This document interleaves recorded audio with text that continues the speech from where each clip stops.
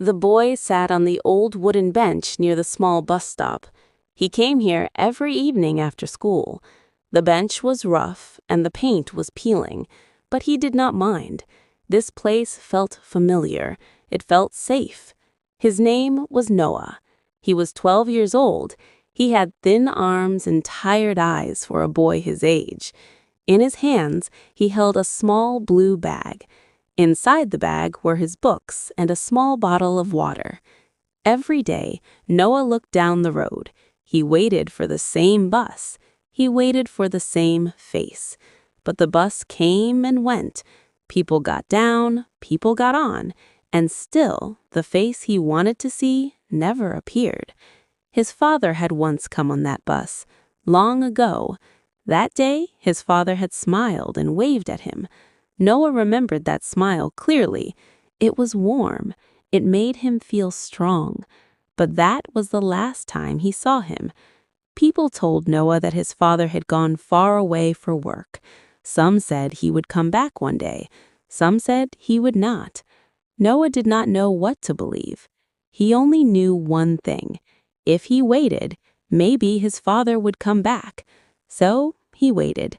The sky often turned orange when he sat on the bench. The air became cool. The streetlights slowly came on. Other children walked home with their parents. They laughed and talked. Noah watched them quietly. Sometimes he felt a tight pain in his chest, but he did not cry. He did not want anyone to see his weakness. One evening, an old man sat beside him. The man had white hair and kind eyes. He held a small paper bag with warm bread inside. "You come here every day," the old man said softly. Noah nodded. "Yes, sir." "Who are you waiting for?" the man asked. Noah looked down at his shoes. He was quiet for a moment. Then he spoke. "I am waiting for my father." The old man did not say anything at first. He only nodded slowly. Then he broke the bread in half and gave one piece to Noah. They sat in silence. The bus came again. People stepped down. The doors closed. The bus moved away. Noah's eyes followed the bus. The road became empty again. The old man spoke gently. "Waiting is hard," he said, "but sometimes life does not come back the way we want." Noah felt tears fill his eyes. "But if I stop waiting," he said, "it feels like I am giving up on him." The old man looked at him with care. "Waiting does not only mean sitting here," he said.